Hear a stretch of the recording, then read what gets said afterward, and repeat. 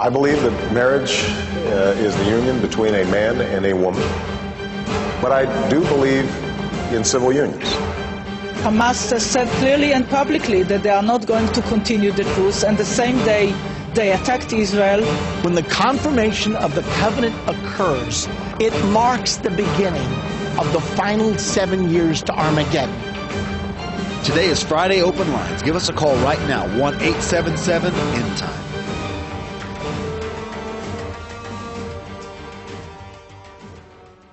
Look, there are two things I don't discuss: politics and religion. In my house, we don't talk about politics and we don't talk about religion. I'll talk to you about anything except politics and religion. I never talk about politics and religion. Politics determines how we'll live here on earth. Religion determines how we'll live forever. I'm Irvin Baxter. I think it's time we talk about it.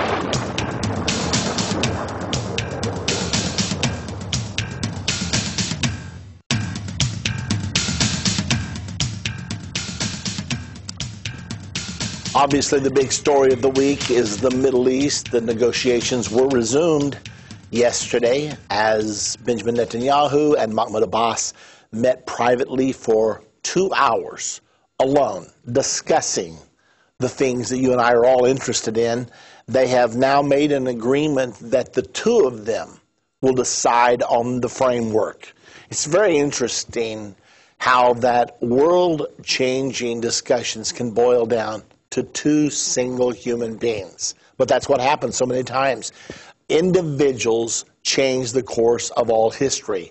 So here we have Mr. Netanyahu and Mr. Abbas now in the driver's seat where they actually can make decisions that will change the world forever. They are dealing with a prophetic issue. This is an issue that's been in the prophecies of the Bible for 2,500 years. Now listen carefully to me, if Netanyahu and Abbas bring off this deal, they both said they think they can have a comprehensive peace settling all outstanding issues within 1 year. If that happens, then the final 7 years to Armageddon would begin next year. Do I expect that to happen? I don't think so. Am I sure it will not happen? No, I'm not sure. There are two things that lie just ahead of us, two major prophecies. One is a war that will kill 1/3 of mankind, 2.2 billion people, and will change the face of the earth forever. The other one is this Middle East peace agreement that they launched negotiations toward yesterday. These are the two prophecies, the two huge prophecies that are next on the agenda. The Bible is not clear which one comes first. I suspect the war comes first. They may even work in tandem. Let's say negotiations are ongoing. They're making big progress, but they're not quite there yet. And let's say World War III breaks out. Everything goes on hold. Now then, we're fighting the war. People are dying. Chaos engulfs the earth, and then the guns fall silent. We count the dead, 2.2 billion. The reason I say that is because that's the specific amount of dead that's disclosed in the prophecy. It says 1/3 of mankind. So if you've got 6.8 billion, you're a little bit over 2.2 billion dead. So we count the dead, and as soon as we're able to have the mass graves, get some semblance of order back on this earth, then the statesmen of the world look at one another and say, okay, back to the Middle East, and we're not playing games. Let's get it done. Let's get it done now. No more war. War, no more. Let's go ahead and pass laws against crimes of aggression, and let's make it against the law to start a war. Well, that's where I think we're headed. But it's your day today, and so I want to get quickly to our phone calls. And you've been great all week, all you callers out there. Let's go to Indiana first. And Michael, hello. Hello, Irvin. I want to talk about NATO's war against Serbia because people must realize that during World War II, the Nazi German Luftwaffe attacked Belgrade and destroyed most of Belgrade, and now NATO had bombed Serbia. And I want to play this clip. You'll hear it really clearly, but it's just a very short clip about what exactly happened, because NATO's strategic concept is now the new NATO strategic concept. And I believe you had mentioned that U.S. State Department policy against Serbia was unjustified, and the reason that NATO never sought UN Security Council approval. And you had mentioned that, right, Irvin, about the illegality of NATO bombing Serbia?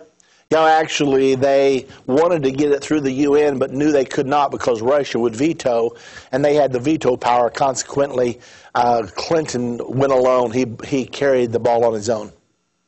Okay, well, here's a small clip. I need your people to hear this. It's really important. Please, just a moment here. This notion of the justification of a war for humanitarian reasons is just blatantly false. The United Nations Commission for Human Rights recorded their first external refugee on March the 28th, 3 days after the air war started. To protect their own pilots from casualties, NATO bombing took place at high speeds and high altitudes. This politically motivated strategy posed little threat to the Yugoslav military, but NATO bombs dropped from high altitudes would kill hundreds of civilians, including Albanian refugees in Djokovica and Croatia. At first, the U.S. Department of Defense tried to blame the Serbs, but reporters on the scene found cluster bomb fragments with British markings. The claim that NATO was targeting only military facilities was one of many falsehoods that were used to build public support for the bombing campaign. They ran out of military targets within the first couple of weeks. And, this is now common knowledge that NATO indeed expanded their targets to stage 3, which was civilian targets. They ran out of targets. Otherwise, they wouldn't have been hitting little bridges across rivers in Serbia on a Sunday afternoon. Irvin, that was the truth of what happened there. I actually met General Wesley Clark, and I had heard a speech of Madeleine Albright, and they both thought that was a great accomplishment. And what are your thoughts on that, Irvin? Well, of course, I was following that from the very beginning when Bill Clinton was beating the drums for war. And I told my wife about 30 days in advance, I said, they are drumming up public opinion to support this war against Yugoslavia. And I guess the day it really crystallized in my mind was when I heard a report on NPR, and it said that there was fresh dirt seen in Yugoslavia today, possibly mass graves. And I went, wait. Why didn't they say possibly a new driveway, or possibly a new sidewalk, or possibly they're going to build a new house, or possibly they're going to lay a new sewer? Instead, they said, we see fresh dirt, possibly mass graves. It was so transparent, it was ludicrous. And I knew right then that they were beating the drums for war, which they certainly did. And then, of course, the aftermath of that followed, Michael, not only did they beat Yugoslavia into submission, but then they funneled in several $100 million to defeat Milosevic in the next elections, which was illegal, but they did it. And then they demanded, after he was defeated, and he did surrender. He respected the election. He surrendered power. Then they said to the new president, now we want you to extradite Milosevic to The Hague and allow us to put him on trial there before the World Court. The new president said, sorry, I can't do that. We don't have an extradition treaty with the United Nations. And President George W. Bush said, well, you better get one then. He tried to get the law through the parliament. They rejected it overwhelmingly. And he went back to President Bush and said, I don't know what else to do. I couldn't get the law through.